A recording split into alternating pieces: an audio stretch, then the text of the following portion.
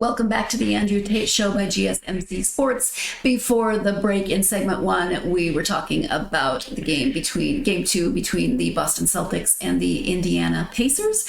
And now we are moving on, as I mentioned, to Major League Baseball, talking about a couple of different things, but starting with robot umpires, which sounds, I don't know, more exciting. I don't know. It's not what I picture, but I'm picturing sci-fi. So let's go ahead and she's still having those technical difficulties, aren't you? Thank you for letting me know that I still was on the last segment. I appreciate that. Okay, no problem. I need a robot umpire or a robot assistant, something. So okay, so now you're doing good. Major League Baseball has announced that the implementation of robot home plate umpires is unlikely to happen in 2025 due to ongoing technical issues. Commissioner Rob Manfred disclosed this development during a news conference following an owners' meeting. Despite efforts to test the automated ball strike system, ABS, in minor leagues since 2019, the expected progress has not been achieved. In Class AAA parks, the system has been used this year with robots officiating the first 3 games of each series and humans with a challenge system taking over for the last 3 games. The preference among players, as gathered from MLB's meetings with them, leans towards a challenge-based ABS system. This system would allow catchers to maintain their framing skills, which are considered a vital part of the game. Initially, there was a belief that absolute accuracy in calling balls and strikes would be widely supported. However, feedback from players highlighted potential negative impacts on the game, such as changes in the type of athletes recruited for the catcher position, emphasizing offense over defensive skills. MLB has slowed its pace of innovation after the successful introduction of the pitch clock in 2023, opting for a more deliberate approach to ensure accuracy and through thorough consideration of any new rule changes. Discussions with the Players Association on the specifics of an automated strike zone have not yet commenced, as there is no consensus on its exact implementation. All right, Tate, thoughts on robot umpires and moving forward? Okay, this is one of those things. I know if you are a die-hard baseball fan, you're probably against this. But I feel like this is an example of when you look around and you see the situation where the game is not progressing. It's too slow to progress, and I feel like it loses a lot of its younger fans. When you look at the Major League Baseball and their fans, it's a much older group than other sports. And I think a big part of that is the slowness to adapting to technology. One of the things that I have always hated about baseball, and I'm a baseball fan, I've always supported the Yankees, is this whole umpires human approach where they can't adjust to technology. You have one pitcher, because he's a big name guy, he gets a much larger strike zone. It's adjusted. Guys get bigger names, guys that's been in the league a little bit longer, they get more of a benefit of the doubt, but a young guy or a no-name guy doesn't get the same cachet that goes with it. Umpires having way too much influence on the outcome of the game. I have always been in favor of the robot umpires, where you have a true strike zone. And it shouldn't be, he's catching the corner. But when you really look at it, it's actually a ball. But because he's this big name guy with a big name contract, they're willing to give more of the benefit of the doubt. And that's been kind of an issue. I think if they made the adjustments, yes, I think there would be a different caliber of catcher maybe. But I think a lot of other players who have been in this game would have a lot more opportunities, because it becomes a more fair game where you don't have to guess. Okay, where's the strike zone? It comes down to, if you have an electronic strike zone, in my opinion, then it comes down to who's better. Not who's getting an extra advantage. It's here. This is what the strike zone is. The pitcher must throw within that strike zone, and the hitter, it's now the pitcher's skill against the hitter's skill without an umpire giving the benefit of the doubt or lack of benefit of doubt and making the strike zone a little bit bigger for this guy because he's a bigger name. I've always been against it. I've always hoped that they would go with an electronic strike zone. I know my take on this one isn't as popular as a lot of hardcore baseball fans, but this is my show and I'm going to give you my opinion. As you are entitled to, do you think that slowing down, do you think they're just slowing down, or do you think that this is slowing down in advance of just not moving forward with it? I think it's a screeching halt. Players don't adjust to change well. Owners don't adjust to change well. Yes, this recently adding the pitch clock in, which was a huge success. The baseball teams do not, and organizations do not adjust to change. This is the way it's always been done. This was whack when Babe Ruth did it. This is the way Ty Cobbs did it. But yeah, they also smoked cigarettes, drank before games, and was hugely out of shape as well. Things change with time. We're in a different world where athletes are bigger, stronger, faster, and technology needs to keep up with it.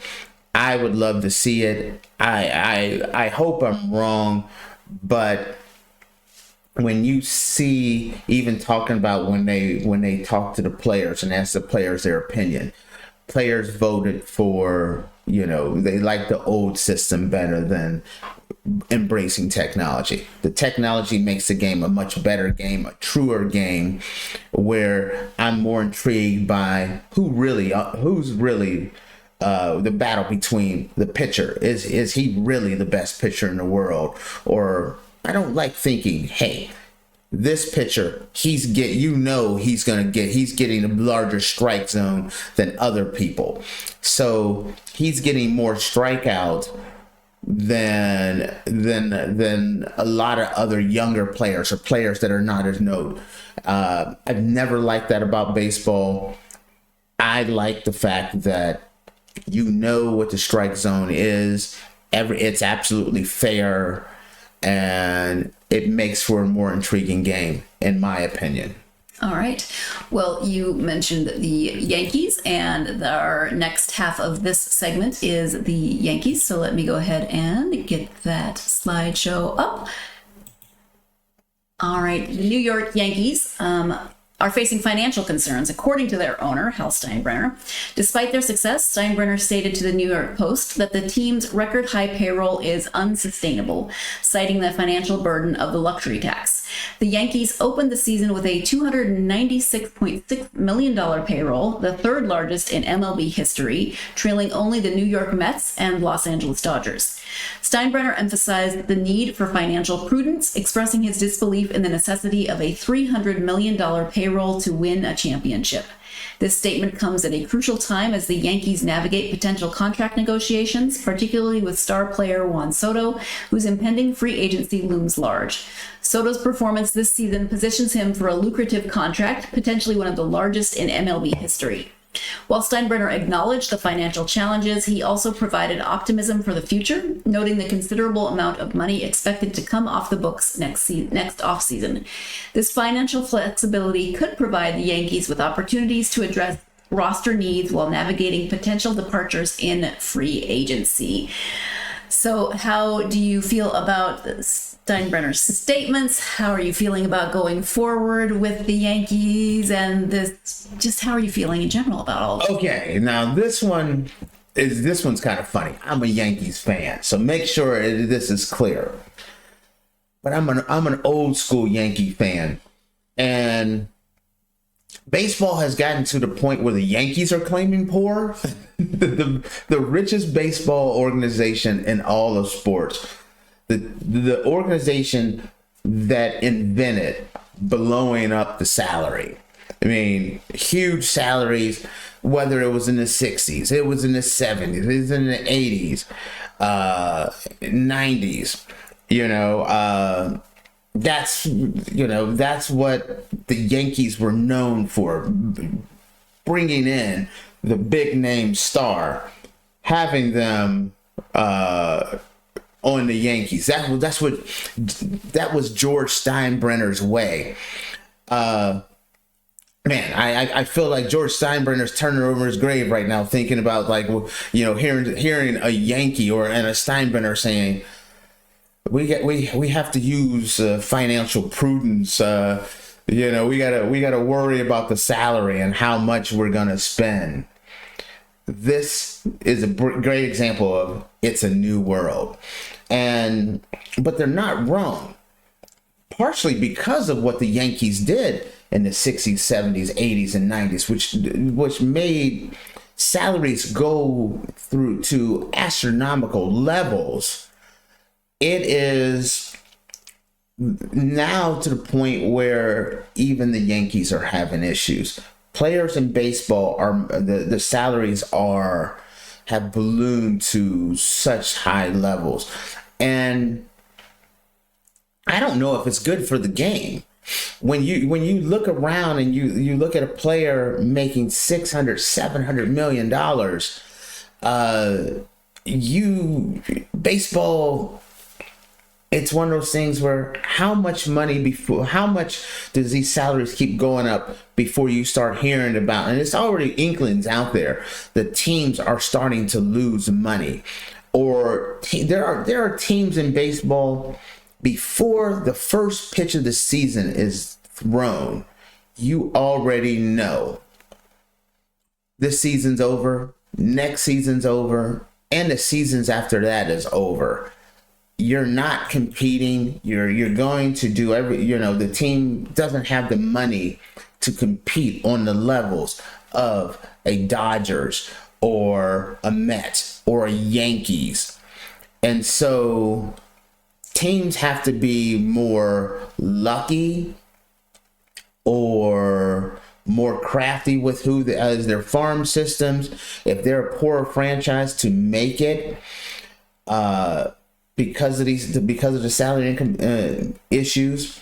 But it's funny hearing a Steinbrenner complain and say that they have to be, you don't need a $300 million salary, roster to win a World Series, that you can do it on a little bit of, let's say, cheaper, or a little bit of a discount. Daddy Warbucks is now looking for a cheaper way of doing things. Never thought I would see that. Never thought I would hear that. And I think it's absolutely hilarious. You answered my follow-up question before. I was going to ask you about that assessment about the not needing $300 million to win a World Series. So again, going forward, we'll see what happens. Are they as poor as you shouldn't say Yankees and poor in the same sentence. That's kind of like Elon Musk saying, "Man, I don't know if I need that $20 million yacht. Maybe I can get away with a $15 million yacht." That's kind of the way I felt like that statement was. Oh, so it's probably not hurt anyone. So we're gonna go ahead and take our next break. When we come back, we'll be moving. We've done basketball. We've talked about baseball. We'll be moving on to football and that possible 18-game season. Stay tuned. You are watching the Andrew Tate Show by GSMC Sports, and we will be right back.